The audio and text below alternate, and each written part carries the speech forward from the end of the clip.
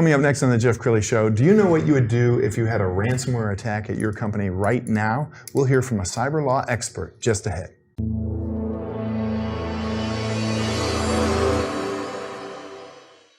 Many are predicting that the worst is yet to come, which is unfortunate, said one person here.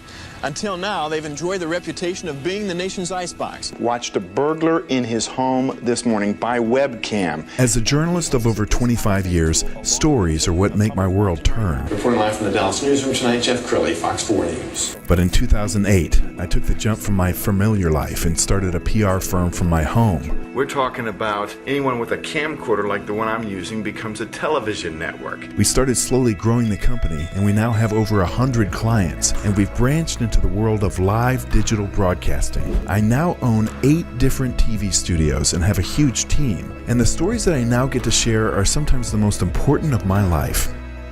Life has a funny way of coming around full circle. This is the Jeff Crilley Show.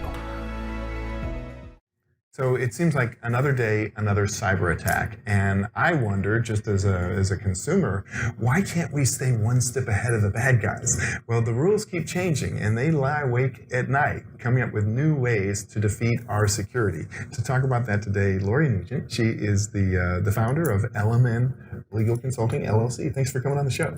Thanks. Great to be here. Appreciate it. Well, before we get into kind of the nuts and bolts of cybersecurity, how did you end up in this gig? That's a story and a half, but the short version is we were doing some work with insurers, a variety of insurers, and I saw that almost every professional has professional liability insurance. I'm a lawyer. I have lawyers malpractice. They're doctors. They have doctors malpractice. And I asked, well, why don't we have malpractice for technologists? Because after all, if they put a system in or they mess up a system, it can cost a lot of money. Sure. Just like if a lawyer messes up, it can cost some money, or a doctor messes up. So thankfully, when lawyers mess up, we don't have, it's not an issue of life, it's just an issue of money. Makes me way more comfortable. But and you got into this before cybersecurity was cool. You got into this in the early 2000s, right? 2003. In 2003, I started responding to breaches, but the first cyber insurance policy that I was part of creating issued in 2000.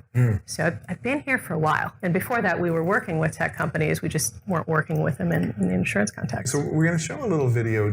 We put together a montage of hacking in the movies, because we see this in almost every James Bond film. I mean, there's always hacking in the movies. When you're seeing it portrayed by Hollywood, how do you react? Is it, for the most part, is it accurate, or are they glamorizing it? It's sort of like everything else. It's kind of accurate. You know, a lot of people still think that when you're getting hacked, it's some kid in a basement. The reality is nowadays there are kids in basements, but they're not the ones we're worrying about most of the time. There are foreign governments that have parts of their military that are, their job is to hack. They make a lot of money for those countries in some instances. So what we call advanced persistent threats can be a foreign government military force attacking a company's cybersecurity system. And if you think about what your IT security technology team is doing, first of all, the levels of attack keep going up and up and up and up, because it's big business, and since it's big business and it's making a lot of money, people are being attracted to it, right? Supply and demand. It's also gone from a situation where you used to have an attack by an entity to it's commoditized.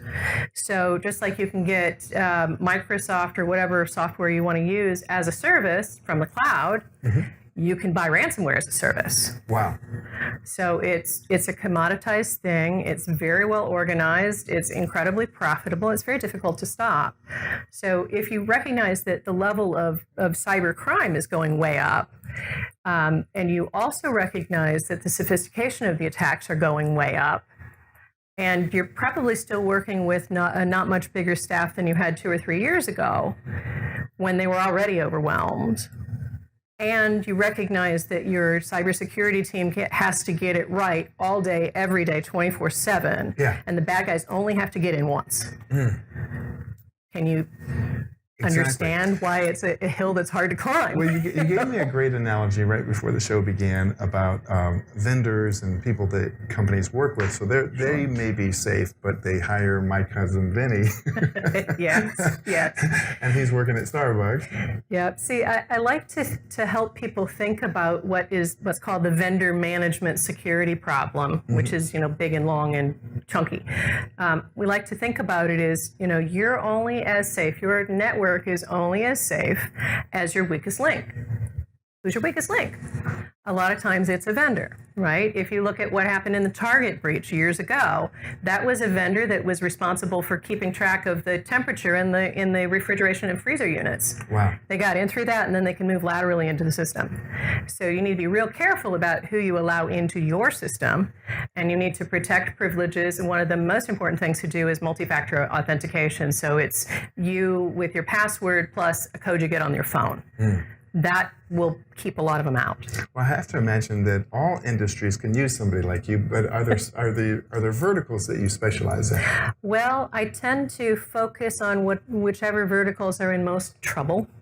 And I also spend a lot of time advising boards and senior executives because I've seen cyber roll from banking and healthcare into retail, into hospitality, and lots of other things. And I continue to follow the path where it leads. So I'm not an expert in any of the industries, but I do understand an awful lot about data security and privacy and what you can do to make yourself comfortable when it happens to you. You've got a plan, you know how the plan works, and you're organized and can manage that challenging situation well.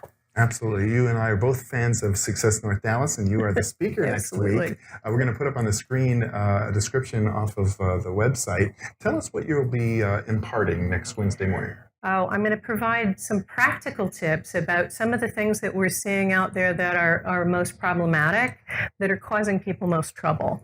And I also am going to talk about, instead of all the doom and gloom about how bad breaches are and ransomware is, and there's plenty of that, we want to talk about how exciting it is to live in a time when we've got digital disruption that's creating all kinds of new opportunities that can help us do things better, faster.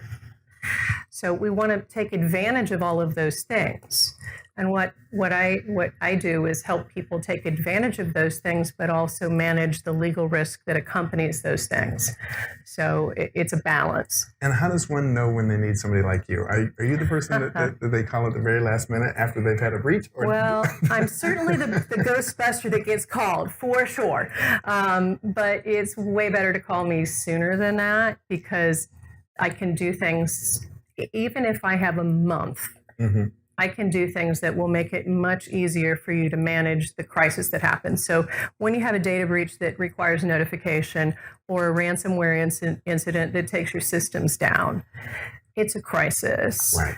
And you're going to be defined by your customer base, by how you act in that crisis. Your reputation is not ever going to be the same again. It's either going to improve because you acted with character in a good way and people see the goodness of who you are and what you're doing, or your reputation is going to suffer because of what happened. Yeah. And these days, the media is jumping on these things. So you could be the company that is the lead story on Fox and CNN, and you don't want to be that person. No, and more importantly, you don't want to be the individual in that company that is the source of the incident. Yes.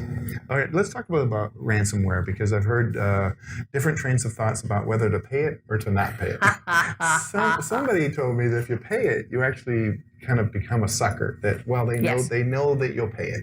Actually, there is a market for what's called the suckers list. So I've had very few companies that have chosen to pay the ransom. And certainly companies that I've worked with before they have an incident don't have to, because they've got their ducks in a row. But there's the ethical issue of whether you want to support that kind of activity.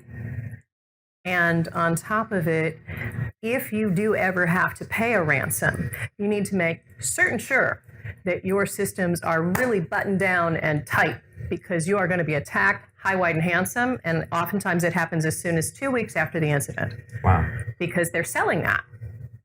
Lori, we've got about a minute left. Your camera is there on the right. Look right there in the eye of the CEO or head of IT who says, I wonder if I need somebody like Lori, maybe I should get an audit.